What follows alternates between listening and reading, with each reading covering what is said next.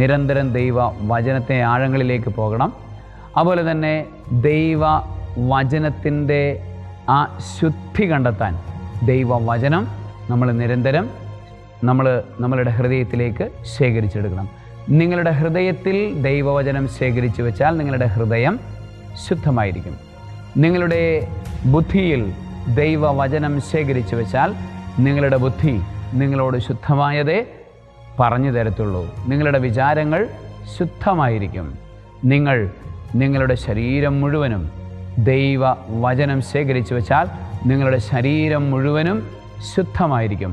നിങ്ങളുടെ കണ്ണുകളിലും നിങ്ങളുടെ കാതുകളിലും നിങ്ങളുടെ പഞ്ചേന്ദ്രിയങ്ങൾ മുഴുവനിലും ദൈവവചനം നിറച്ചു വെച്ചാൽ, അപ്രകാരം ദൈവവചനത്തിന് അഭിഷേകം നിങ്ങൾ സ്വീകരിച്ചാൽ, നിങ്ങളുടെ പഞ്ചേന്ദ്രിയങ്ങൾ ഉൾപ്പെടെ നിങ്ങളുടെ ശരീരം മുഴുവനും ശുദ്ധമായിരിക്കും. ശരീരത്തിൻ്റെ ഓരോ കോശത്തിലും ദൈവവചനം